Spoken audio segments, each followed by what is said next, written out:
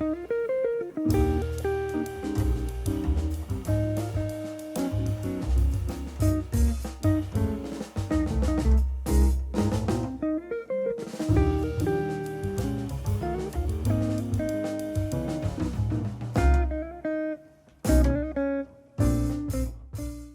talk a little bit about your personal background in your education, about your music, and also a little bit about your lifestyle, and then about your gear, right? A little bit. And at the end, I will ask you for a little piece of wisdom that you would give to first-year students at the university, or if it was a fourth-year student at the university. I noticed that you played a lot of different instruments. Do you think it was quite natural process in your family to go, here's an instrument, figure out how to play it by yourself, or the initial plan was, go and take a lesson? For me it was, I started off on classical piano through the Yamaha music method. So it was a combination of group classes with private lessons, and the group classes were kind of centered around emotion with music and what it means to you, what colors you associate with the music, what colors do you associate with each pitch. So there was an element of that kind of intuitive, kind of more feeling element, to the music. But at the same time, with the private lessons, we did AMEB, which is Australian Music Examinations Board exams, and we learnt technique, and we had repertoire to kind of check off the checklist and perform at an exam or a competition. So it was kind of a combination of that with piano. And then in the public school that I went to, they had a program if you could kind of audition or test into some sort of an instrumental program, and that's when I started to play clarinet, and we had group lessons of clarinet. And then in high school, we had like a specialist music high school, public school, but specialized in music. So you can audition for that and get placed on an instrument. And in that case, I had bassoon as my high school instrument that I took private lessons and played in orchestra. So I did have a lot of private education, but at the same time, I was still very curious about a lot of different things, and we had an acoustic guitar at home. My sisters played, one played percussion as well as trombone, and the other one played harp. So we were all very curious, and I would take out books from the library on guitar tab and try and figure out songs, Led Zeppelin, all that, Stairway to Heaven, all of those classics. So there was just an element of both, and I think that was kind of good to have that kind of disciplined mentality with private lessons and exams, but as well as having that kind of more organic thing, which didn't really come so much from my family per se. My older sister, it came a lot from her and my other sister as well, but just more of a social setting as I got into high school. I found similar people who kind of were into similar music, and we played in bands together and that sort of thing. So it's kind of like a mix of both, that intuitive thing and then like more traditional education maybe. Yeah. How did you choose your course? The first one, because I remember you studied in Australia for your BA, and for your master's you went to Manhattan School of Music. So how did you choose your bachelor's program? Basically, I had a few options. I thought about studying classical bassoon, and I really loved it, but at the time it was kind of, it's interesting because I was kind of advised a little bit against that from my private teacher, because it was kind of a case of maybe job security, but also just options when you leave school, because there are only so many positions in Australia for bassoonists in orchestras and that sort of thing, and just in terms of demand, and also I was thinking of doing law as well. Okay. At that point, and it was a few different factors that made me choose my program. Part of it was that kind of the only Bachelor of Music Jazz that I could do in my hometown in Perth was at the Western Australian Academy of Performing Arts. And that was also a really great place to do it. It gave me a lot of fundamentals. I knew a lot of people who were doing the course or had done the course. And I got to know them through, partly because of the high school I went to, which was a public school but a specialist music school. And I was also involved in kind of extracurricular things such as playing in the West Australian Youth Jazz Orchestra, which is comprised of mainly university students at that conservatory. And it included a lot of composers who would write for the band. So at that time I was playing bassoon in that band because it was like a big band augmented with woodwinds and strings. So it was kind of that kind of led me into that path, like asking more questions about what the program offered. And I would also see a lot of local gigs with some of the local jazz musicians, many of whom who had passed through that program. It was kind of a strange leap of faith in the sense that compared to how much knowledge I already knew on the bassoon and on the piano, bass was primarily self-taught. And I took a handful of private lessons just to get me through the audition process and just to get some more jazz theory. But I basically took just kind of one group jazz program and a couple of private lessons and then auditioned, which in hindsight, it's kind of a crazy thing to do when you think about your career. But it was kind of a leap of faith. I really wanted to learn more about it, and it was something that I didn't really know about, improvising and knowing how to play in a jazz context, play bass in a jazz context. And yeah, so I just kind of went for it. And from that, I transitioned to upright bass. And do you remember what you were required to do for your audition? It was like play a standard, some sort of maybe Autumn Leaves or something, maybe arpeggios and play some scales that they ask you. And some sight reading, I think. It was relatively basic, but yeah, I think that was pretty much it, yeah. Would you say it's the similar auditioning process that students go through at the new school, where you teach at the moment? To be honest, I'm not entirely sure. I think it would be something similar, but it's really hard to tell because I'm not really involved in that particular process. I've done auditions for like Manhattan School pre-college, which in my opinion it seemed maybe even slightly more challenging in some ways. But it's hard to tell. It's been so long since then, yeah. For your master's to Manhattan School of Music, was it a matter of just a smooth transition that you get because you got a scholarship, or also do you have to choose from different schools that you were thinking about at that time, and this one was the best one? Yeah, so I had applied for New England Conservatory. I think I thought about auditioning for Juilliard, but I think in the end it was just out of Manhattan School and New England Conservatory that I applied. And I didn't go in person to NEC because, I mean, it was in Boston and I couldn't quite line up the audition times. So, and with Manhattan School, I was coming to audition right after a gig with the WA Youth Jazz Orchestra. So it kind of lined up perfectly. And yeah, it was a combination of getting a scholarship to Manhattan School, as well as I had known people who had gone there. I had already met with John Riley, who was the drum teacher, who is the drum teacher there, one of the drum teachers. And I had got a general sense of what the program was like, and it seemed the best option. Plus, I think being in New York City was a plus. Yeah, so it was just kind of a no-brainer in some ways, yeah. What was the most important moment, person or an event, in your education? And I know it probably is divided into different stages, but you can walk me through that. Yeah, I would say it's really hard to really classify a specific person or an event. I would say it's kind of a combination of so many different people. And I'll kind of run through some kind of vague events and some people.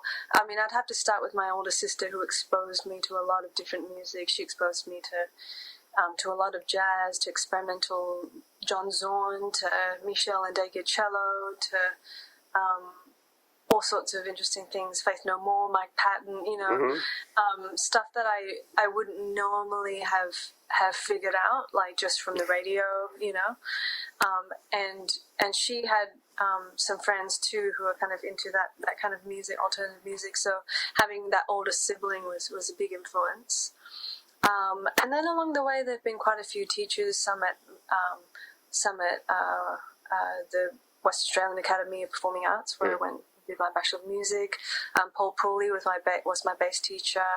I had lessons from people who would give me extra time after school. People like Freddie Grigson, who's a guitarist, and Graham Wood, who has just passed a few years ago. And he was a real hard ass, and it was it was really good to have that, and then in Manhattan School, John Riley was a great teacher. I had Richard Sussman, who was great within the MIDI composition class, where we collaborated with film students. A lot of supportive teachers who would come and see gigs, and who still come and kind of keep up with what we're up to, which is really beautiful. My husband, who I play with, who's really inspiring. He's a pianist, composer. The late Jerry Allen was a huge influence on me, and she kind of changed a lot of things, relatively recently in my career. And so, a lot of great people, a lot of great learning experiences. Yeah. Could you mention or recommend any textbooks that should be in a collection of every educator as an instructional material for bass? Let's say electric bass, double bass. It doesn't have to be necessarily what you would use all the time. Something that is a good reference point at the beginning. Well, there's quite a few that are kind of good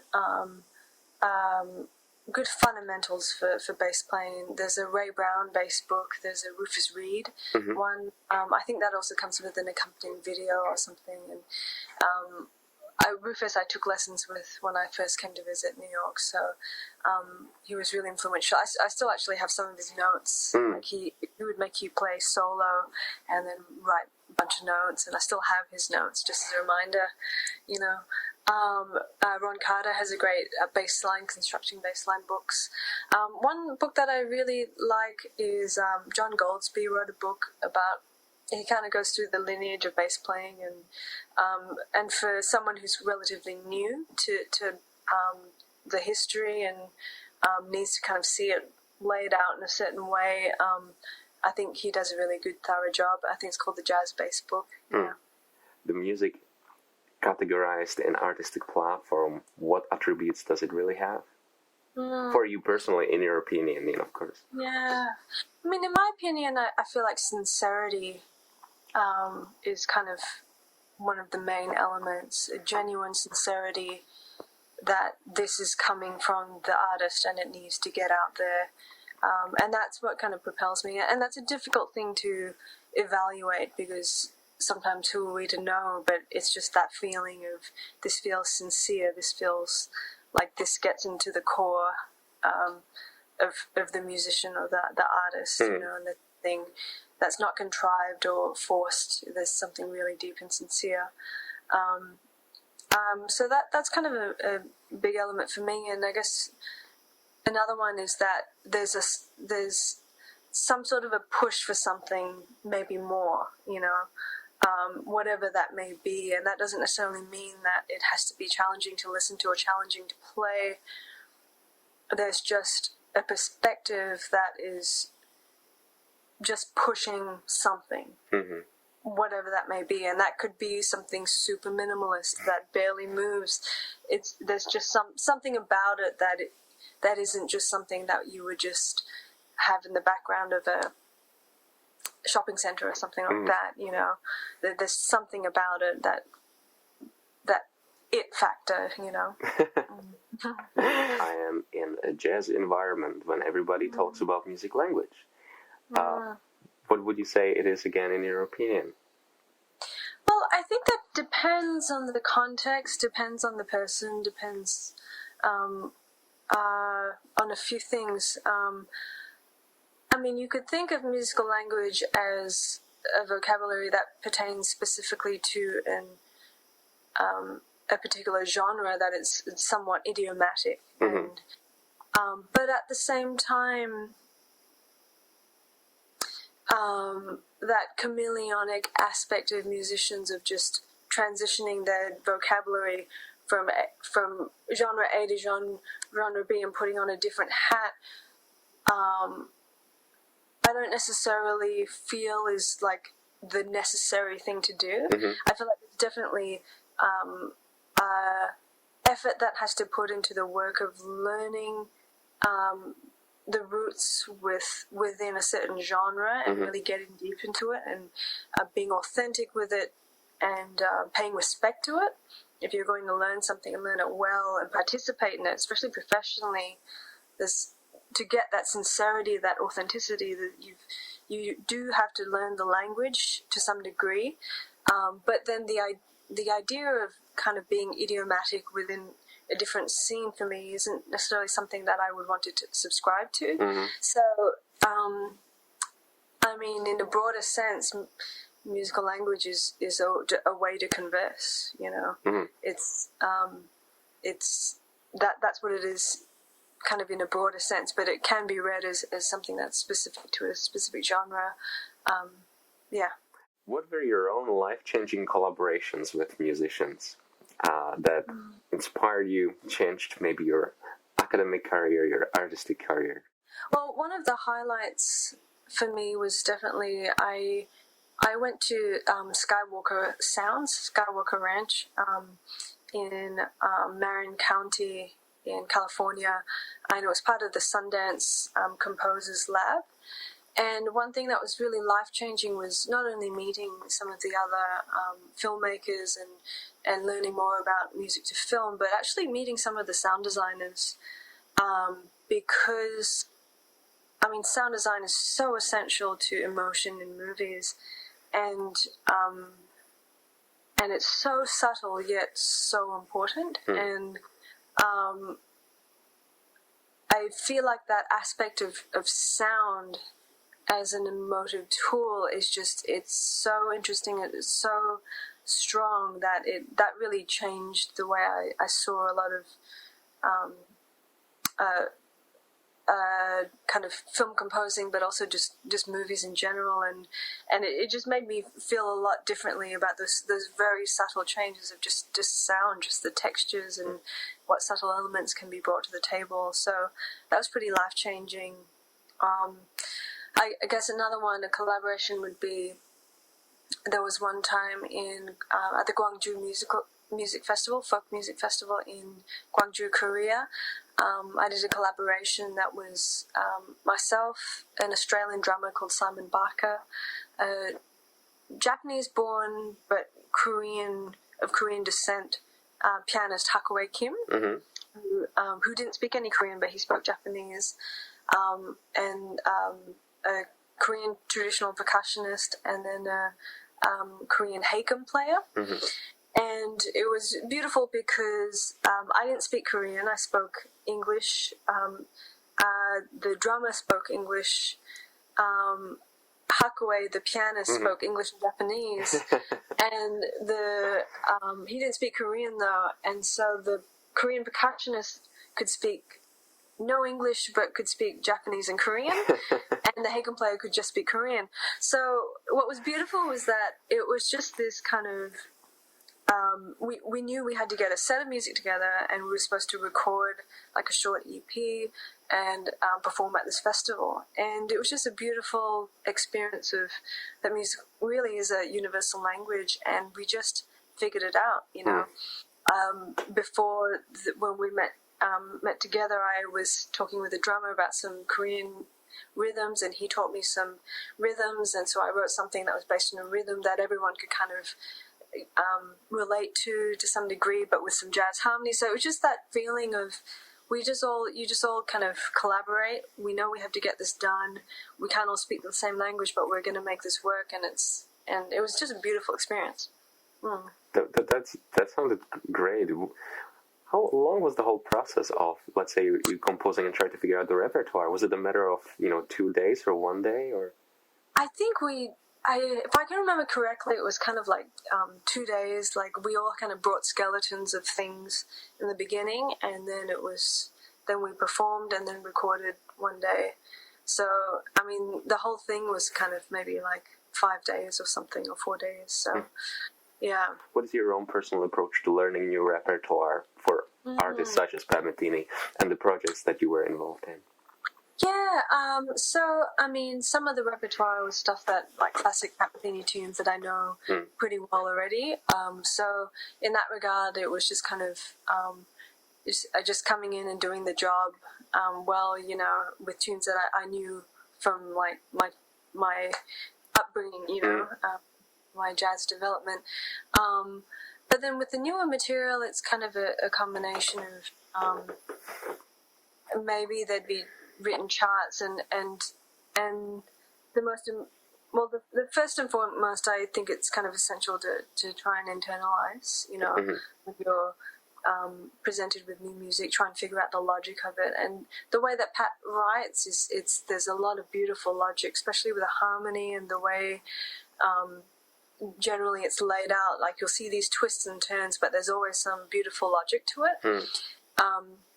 So I try and internalize it, try and figure out kind of the general feeling, and then he likes to workshop tunes a lot, and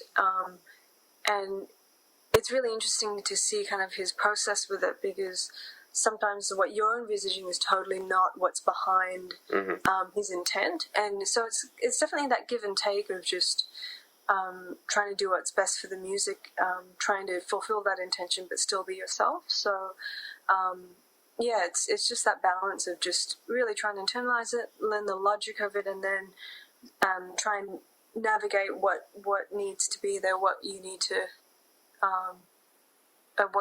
do to make it a solid piece. I would like to know what it is that you like about drummers that you're looking, what kind of features they should have, so you can have a nice gig for yourself.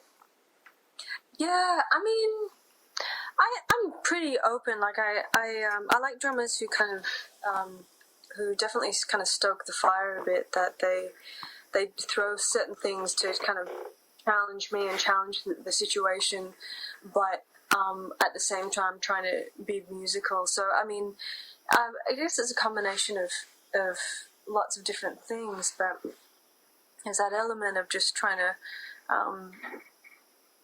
put something out there and see how people react. And I really like that. I mean, besides the obvious factors of being solid, time-wise and that sort of thing, and that balance of flow when it comes to dictating the time, but sound is very important to me. I feel like every drummer that I play with, they have such beautiful sounds, full sounds from years and years of shedding that,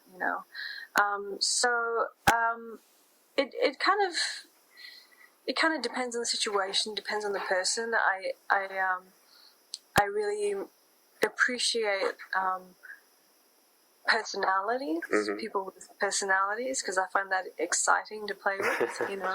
If that doesn't sound too vague, a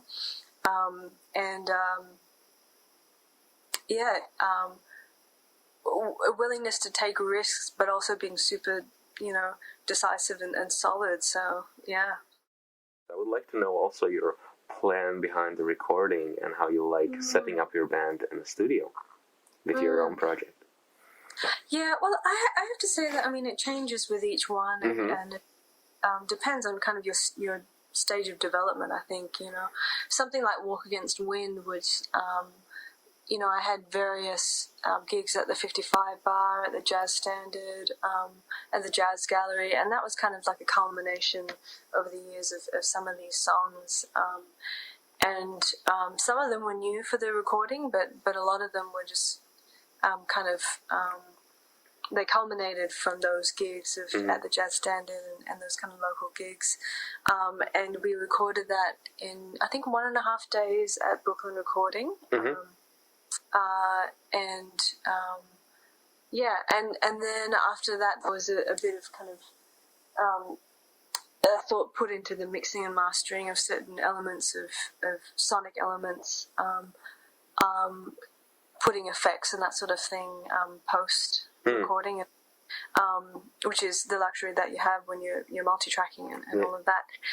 Some pictures was more of an experiment in the sense that it was a quartet with Ben Wendell, Ted Poor, and this is right before Ted Poor moved to Seattle, and with James Muller, who's from Australia, and he's a musician I really respect, and I think he lives in Sydney now, but he was in town for a short period of time hanging out in New York, and we had rehearsed at the Jazz Gallery, and we had done a gig at the Brooklyn Art Museum. And we had this session set up at WKCR at Columbia University, which is, it was kind of like a student-run radio station, you know. So in terms of, you know, it wasn't like world-class studio with world-class mics. It was some good mics, but generally it was just a live to two, all in one room. And to me, there's like a live, exciting quality to that, you know, that, you know, almost every album these days is all multi-tracked and isolated and that sort of thing. And I wanted, you know, something a bit more kind of gritty, you know. So that was Sun Pictures. So it's a very different process for that one, you know. And my next one that's coming out in May is a culmination of almost like a decade of writing for strings, for string quartet, and some stuff for choir as well.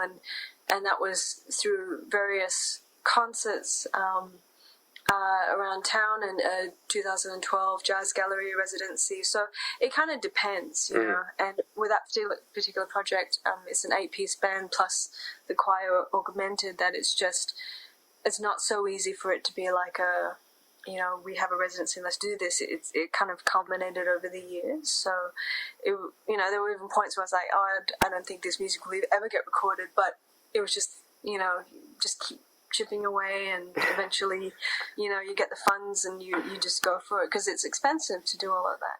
I would like to know, how well do you cope with stressful situations, for instance? And, you know, if you have certain tips, you know, for students, how they should look at their career in terms of, you know, their own expectations, you know, versus reality, or, you know, feelings of, you know, missing out, you know, on something, you know.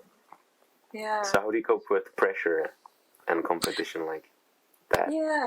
I mean, one thing that one thing that Pat Metheny has said to me, and I think in interviews, is that things take time, you know, and you kind of have to be patient with that. You know, I remember him saying that with Bite Size Life, that, you know, things take time to kind of get through to people, you know, and he's looking back, and this is his debut album, and it's now in the Smithsonian collection, you know. So things take time, and you kind of have to keep chipping away. I mean, at the end of the day, everyone's got their own paths, you know, and it's definitely not healthy to kind of evaluate and see what other people have and what you don't have.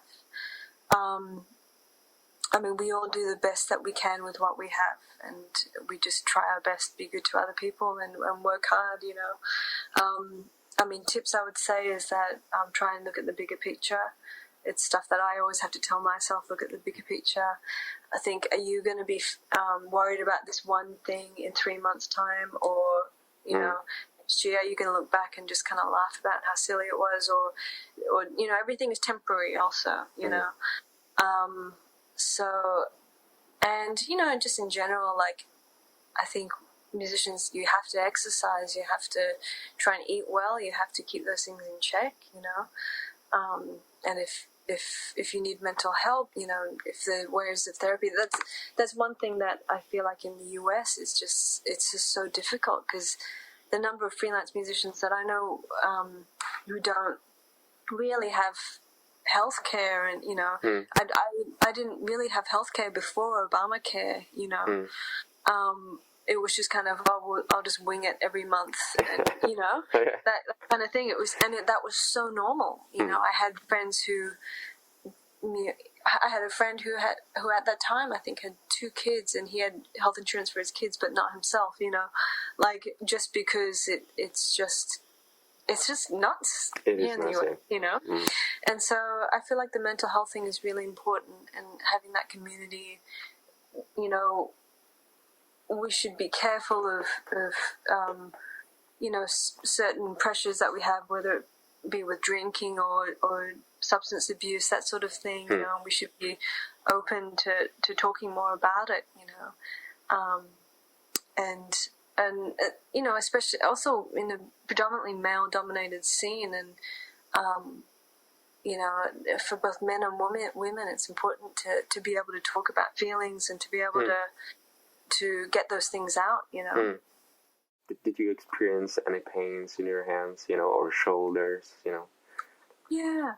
I mean, I think initially when I started, there was a bit of kind of adjustment. And this was way back in Australia, adjusting to this big instrument, this new instrument, and, overall tension. But over the years, there's really not that much. I mean, these days, I get some pain here and there, and I feel like that's just a general age thing. And also just with shoes, like I'm a lot more careful now with the shoes that I wear. And I think women in general should be kind of careful of that, because I would always wear these flats that are seemingly fine, but when you actually look at how much foot support they have, like these women's shoes, there's just nothing, know. So, I mean, that's one thing I would say, especially when you have to stand up for long periods of time, that affects your knees, it affects your back, your lower back, and just staying healthy, trying to meditate, trying to exercise, and staying strong so that you can lift stuff carefully and not hurt yourself. If you are deciding to go down that road when you want to pick up the upright while you're still in the course, watch out for your thumb being somewhere, is there something like a general rule that you would suggest? Well, yeah, I mean, I would suggest definitely not trying to go too quickly, and it can be very frustrating to go to an instrument when you already kind of know what you want to do with it, but just technically it's difficult to. So just try and think like regular everyday practice, but doesn't have to be hours and hours, just kind of a little bit each day. I would also recommend that if they are doing arco work, make sure that you do get some good advice with some of the arco, because I feel like that may have been part of what kind of affected me a little bit, was that if you don't get the proper instructions, sometimes you're using the bow with like not enough rosin, and you're not tightening enough. And a revelation I had relatively recently was that I should be using more rosin. I should be, and that actually freed up a lot of things for me with my right hand, So if you're just beginning on double bass and you are playing arco, just make sure that you get the right advice, and so that there's not the tension and you're not like expending more energy than you need to. Always stretching, nerve stretching is all important. But would you say that there are any false assumptions or mistakes that every bass student make? Well, I mean, it's hard to say. That's really hard to say. I mean, one thing that, in general, I think applies to every musician is that there's no quick answer for anything. There's no black and white quick answer for every situation. You're going to have to navigate, and you're going to fall sometimes, and you're going to be in some crappy situations sometimes, and you'll learn to deal with it. And that's how you learn, So knowing that things don't happen instantly is kind of a good thing. Also that sometimes clarity and the simplest answer is kind of can be the right one, like we don't necessarily need complexity or ambiguity to make things interesting, or fulfill things musically. So, So maybe there's those things. Yeah. I would certainly say, looking for ultimate answers, black or white. I think that was something that students want to hear because they don't want to take risks. They would like to be like, you're a teacher, you take the responsibility, and I will just get the credit when I'm a good musician. Exactly. Yeah. Not everything is like a simplified YouTube, video that just shows you this is what it is, this is what life is, and this is what happens when you play in a jam session. Like you will never know. Yeah. What kind of software do you like using? Do you use Pro Tools or Ableton? Yeah. I was primarily a Logic person. Okay. But I switched over to Pro Tools, and my husband is very much a Pro Tools person, and he kind of nudged me more into that direction, and now I'm more of a Pro Tools person when it comes to it. So, it's pretty much that. I have an Apogee duet, and we have a quartet here at home. I have KRK Rocket speakers that I use, and my husband has a slightly different configuration, but yeah, that's what I have at home for the most part. Yeah. What software do you like for writing music, for scoring the music? Oh, Sibelius, for sure. Sibelius. Yeah. And what about the app for your metronome? I have Metronomics, and I also have Polynome. Okay. Yeah. But I also use other apps, like there's a percussion app. It's I think it's called Percussion Tutor. Yeah. Okay. Yeah. What strings do you like using, and what kind of action makes difference for you on the fretboard? Well, I can't even remember what strings I have. They're like D'Addario. I can find out for you. It's like medium gauge. They're kind of very, very generic. Yeah, I'm not even sure. The D'Addario is something like medium gauge something. But I have my action on the electric probably a little higher than most. And I think that's just coming from the electric, from the upright bass. I feel funny when the action is very low. It's just hard for me to really get what I want out of it. Yeah. When I hear you playing upright bass, you've got very nice low bottom, and it nearly sinks. It's nearly at the bottom of the range when you cannot hear the attack. Which is really nice to my ears. I really like this, and I can imagine it has got something to do with the tension of the strings that it's got, because it's got really sweet sound. So I wonder, am I right? Does it make difference, the tension of the strings? Does it make difference of your trebly sound, middle sound, bottom sound? Yeah, for sure. And set up, string tension, all of that. Whereabouts on the instrument do you actually pluck with your right hand? That definitely makes a big difference. On the top two strings, at the moment, it's kind of a weird kind of combination that I have for no. There isn't a huge amount of logic when I have right now. Except for, I guess, the G string, I really like having the olive G, because it's got that gut feeling, that gut string, but wrapped in steel, so it's still good to bow. At the moment, I have the G and D as olives, which is nice. Kind of a darker sound, a little less tension, the fact that it is gut and a little thicker. And then the A is actually a D'Addario helicore, which is really nice for bowing. And then a D'Addario Zyx on the E. So it's kind of a strange combination. And it kind of, with the tension and with the thickness, they actually are quite similar in thickness across the board in some ways. What piece of advice would you give to first-year students at their introduction day? Well, I would say that immerse yourself into what you're doing, get the most out of the time, because you'll only get that time once, and it's temporary. But at the same time, because it is temporary, don't get too caught up into things, because it's just one microcosm within the bigger picture. So it's, having both that that kind of feeling of take advantage of everything that you have, but also this is not the be all and end all of everything. That was fantastic advice, because students will get hung up on little things. It's very easy to succumb to challenge, and what kind of advice would you have for students that are at the graduation and already leaving the door and say, Linda, thank you for everything that you've done, for us within this period of 4 years?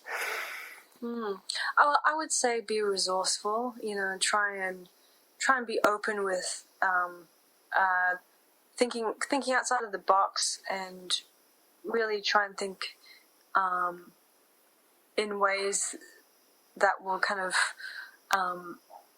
help you grow, but knowing that it's not there is no cookie cutter method, there is no quick answer, but we're going to have to be critical in thinking of what's best for us and trying to keep self-aware.